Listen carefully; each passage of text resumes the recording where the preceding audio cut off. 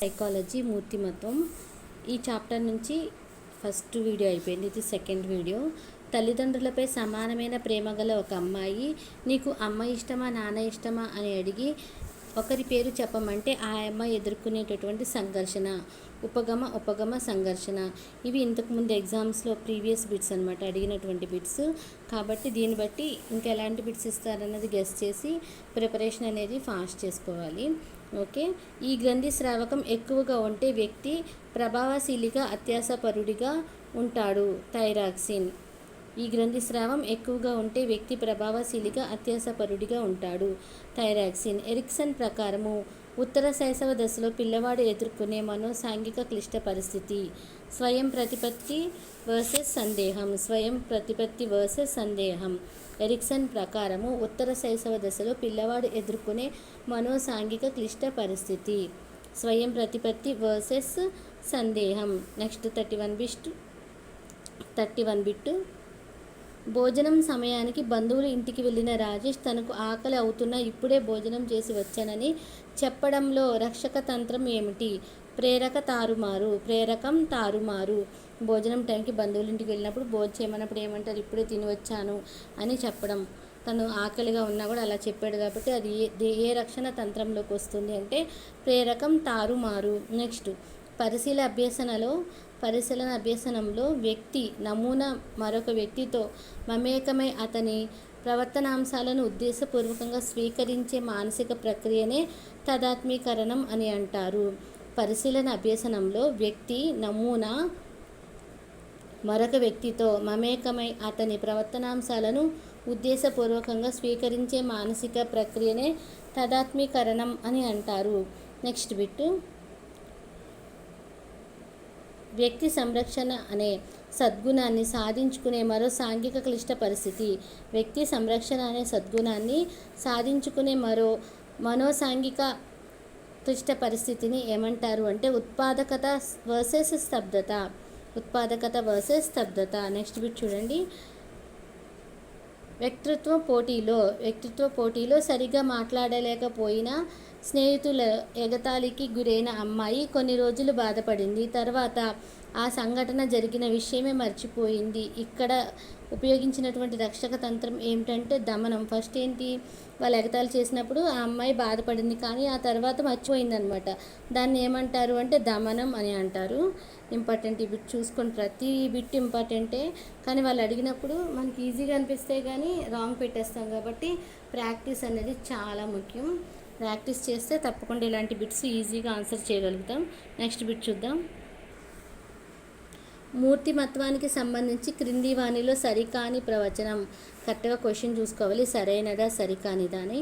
ఇక్కడ సరికాని ప్రవచనం అని అడిగారు. మూర్తిమత్వానికి సంబంధించి మూర్తిమత్వాన్ని అంచనా వేయలేము మరియు వివరించలేము. ఇది సరికాని ప్రవచనం అనమాట. ఎందుకంటే మూర్తిమత్వం స్థిరంగా ఉంటుంది, స్తబ్దంగా ఉండదు. ఓకే. మూర్తిమత్వం వ్యక్తి అన్ని లక్షణాంశాల సమగ్ర స్వరూపం. అభ్యాసం అనుభవాల మూర్తిమత్వ అభివృద్ధికి దోహదపడుతుంది. కాబట్టి ఈ first one, third one, fourth one అనేది కరెక్ట్, సెకండ్ వన్ రాంగ్. మూర్తిమత్వాన్ని అంచనా వేయలేము, వివరించలేము అన్నది సరికాని వాక్యము. ఇది సరికాని ప్రవచనం కాబట్టి దీని ఆన్సర్ వచ్చి second one. Okay. Text book లేని వాళ్ళు స్క్రీన్ షాట్ తీసుకుని రాసుకోండి. ప్రీవియస్ ఎగ్జామ్స్లో వచ్చినటువంటి బిట్స్ మూర్తిమత్వం నుంచి. ఓకే. భారతి ఇంటర్మీడియట్లో ద్వితీయ భాషగా తెలుగును కానీ హిందీని కానీ ఎన్నుకోవాలి, కానీ తనకు రెండు కష్టం అనిపిస్తాయి. ఇక్కడ భారతి పడే సంఘర్షణ పరిహార సంఘర్షణ. రెండు కూడా హిందీ కానీ తెలుగు కానీ ఎన్నుకోవాలి, కానీ తనకి రెండు కష్టం, రెండు మైనస్లు కాబట్టి పరిహార. రెండు ఇష్టమైనవి అనుకో, అప్పుడేమో వస్తుంది ఉపగమ అనమాట. ఓకే. ఇవి రెండు ఇష్టం లేదు కాబట్టి పరిహార. చాలా తక్కువ ఉద్యోగాలకు 1000 మంది ఇంటర్వ్యూకు హాజరవుతున్నారు. ఇక నాకేం వస్తుందిలే అని ఇంటర్వ్యూకు హాజరు కాకపోవడం అనుసరించిన రక్షక తంత్రం ఏమిటి అంటే అందరు రాస్తున్నారు కదా, వేలలో లక్షల్లో ఉన్నారు, మనం ఏం రాద్దాం, మనకు రాదు అని అనుకున్నాం అనుకో, అది ఏ రక్షక తంత్రం అంటే ఉపసంహరణ. Next bit. విరుద్ధమైన కోరికల ఫలితంగా వ్యక్తిలో ఏర్పడే బాధాకరమైన ఉద్వేగ స్థితి. విరుద్ధమైన కోరికల ఫలితంగా వ్యక్తిలో ఏర్పడేటువంటి బాధాకరమైన ఉద్వేగ స్థితి సంఘర్షణ. నెక్స్ట్ బిట్ ఎరిక్సన్ ప్రకారం ఉన్నత పాఠశాలల్లోని పిల్లలు ఈ మనోసాంఘిక క్లిష్ట పరిస్థితిని ఎదుర్కొంటున్నారు. పాత్ర గుర్తింపు వర్సెస్ పాత్ర సందిగ్ధం. ఎరిక్సన్ ప్రకారం ఉన్నత పాఠశాలల్లోని పిల్లలు ఈ మనోసాంఘిక క్లిష్ట పరిస్థితిని ఎదుర్కొంటున్నారు. పాత్ర గుర్తింపు వర్సెస్ పాత్ర సందిగ్ధం. నెక్స్ట్ రమేష్ పరీక్ష రాయాలంటే నదిని దాటి పక్క ఊరికి వెళ్ళాలి. రమేష్ పరీక్ష రాయాలంటే నదిని దాటి పక్క ఊరికి వెళ్ళాలి. ఒకరోజు వరదలు రావడం వల్ల పరీక్షకు వెళ్ళలేకపోయాడు. ఇక్కడ రమేష్కు కలిగినటువంటి ఆటంకం ఏమిటి? భౌతిక పరిసర ఆటంకం. వరదలు రావడం వల్ల కదా నదిని దాటలేకపోయాడు కదా. ఇవన్నీ ఏంటి? భౌతిక పరిసరాలకు సంబంధించినటువంటి ఆటంకం. కాబట్టి భౌతిక పరిసర ఆటంకం. నెక్స్ట్ బిట్ చూద్దాము. 41 క్రింది వాటిలో మూర్తిమత్వం మూలకం కానిది. మూర్తిమత్వం మూలకం కానిది అని అడిగారు. కాబట్టి ఆన్సర్ వ్యక్తి విద్యను ఆర్జించే పాఠశాల. వ్యక్తి విద్యను ఆర్జించే పాఠశాల అనేది మూర్తిమత్వ మూలకం కాదు. అవి ఏమేమి అంటే వ్యక్తి ఆరోగ్యము, వ్యక్తి పరిశీలన, వ్యక్తి విద్యా సాధన. కరెక్ట్ ఆన్సర్ వచ్చేసరికి వ్యక్తి విద్యను ఆర్జించే పాఠశాల. ఇది మూర్తిమత్వ మూలకం కాదు. Okay, next bit. ఇది పార్ట్ 2 మూర్తిమత్వంలో వీడియో. పార్ట్ 3 కూడా వస్తుంది. ఎందుకంటే టోటల్గా ఉన్నాయి 3 యూనిట్సే కాబట్టి 3 యూనిట్స్ నుంచి వస్తాయి. Already first unit, second unit అయిపోయింది. ఇది థర్డ్ యూనిట్లో పార్ట్ 2. ఓకే. రమేష్ చెట్టుపై పండు తినాలని ఉంది, కానీ చెట్టు ఎక్కితే పడిపోతానేమోనని భయపడుతున్నాడు. ఇక్కడ సంఘర్షణ ఏమిటి అంటే ఉపగమ పరిహార. ఉపగమ ఎక్కాలని ఉంది, ఇష్టమే, కానీ పడిపోతాడు. ఒక ప్లస్ ఒక మైనస్, కాబట్టి ఉపగమ పరిహార.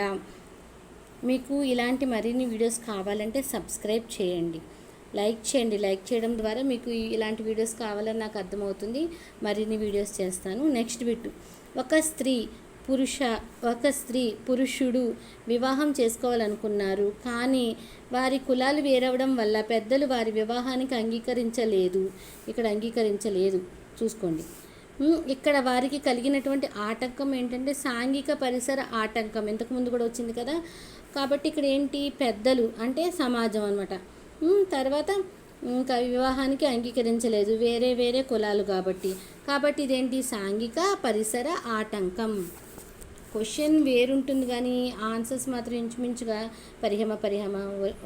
ఉపగమ పరిహార, సాంఘిక పరిసరం, స్థైర కల్పన, దమనం. రెగ్యులర్గా మనం ఆ వర్డ్స్ వింటూనే ఉంటాము, కానీ ఏ క్వశ్చన్కి ఏ ఆన్సర్ పెట్టాలన్నది చూసుకోవాలి. Next bit. మెడిసిన్ ఎంట్రన్స్కు ప్రిపేర్ అవుతున్న అమ్మాయి తన డాక్టర్ అయిపోయినట్లుగా, మంచి ప్రాక్టీస్ జరుగుతున్నట్లుగా, దండిగా డబ్బు సంపాదిస్తున్నట్లుగా ఊహించుకోవడం అనేది స్థైర కల్పన.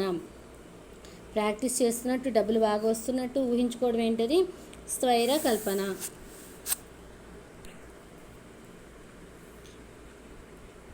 మనోసాంఘిక వికాస సిద్ధాంతాన్ని ప్రతిపాదించింది ఎరిక్సన్. మనోసాంఘిక వికాస సిద్ధాంతాన్ని ప్రతిపాదించింది ఎరిక్సన్. Next bit. ఎరిక్సన్ పేర్కొన్న మనోసాంఘిక క్లిష్ట పరిస్థితికి సంబంధించినది. ఇక్కడ సంబంధించినది అని ఇచ్చారు. మనం క్వశ్చన్ చదివేటప్పుడు సంబంధించనిదా అని చూసుకోవాలి. స్వయం ప్రతిపత్తి వర్సెస్ స్తబ్దత అనేది ఎరిక్సన్ పేర్కొనిన సాంఘిక క్లిష్ట పరిస్థితికి సంబంధించినది. Okay, next bit. సీతకు స్వీట్స్ అంటే ఇష్టం లేదు చూసుకోండి. కానీ ఆమె స్నేహితురాలు తన పుట్టినరోజు సందర్భంగా మైసూర్ పాక్ హల్వా ఇచ్చి ఏదో ఒకటి తీసుకోమని బలవంతం చేసింది. రెండు ఇష్టం లేదు, ఎందుకంటే స్వీట్స్ అంటేనే ఇష్టం లేదు, మైసూర్ పాక్ ఇష్టం లేదు, హల్వా ఇష్టం లేదు. కాబట్టి ఇక్కడ సీత ఘర్షణ ఏంటి అంటే పరిహార. రెండిట్లో ఏదో ఒకటి తీసుకోమన్నదిగా, రెండు ఇష్టం లేదు కాబట్టి పరిహార. ఈ బిట్స్ చూసుకోండి, బాగా ఇంపార్టెంట్. జరిగినవన్నీ తన మంచికేనని అపజయాలను సమర్థించుకోవడం హేతువాద వితరణ. జరిగినవన్నీ తన మంచికేనని అపజయాలను సమర్థించుకోవడం అనేది హేతువాద వితరణ.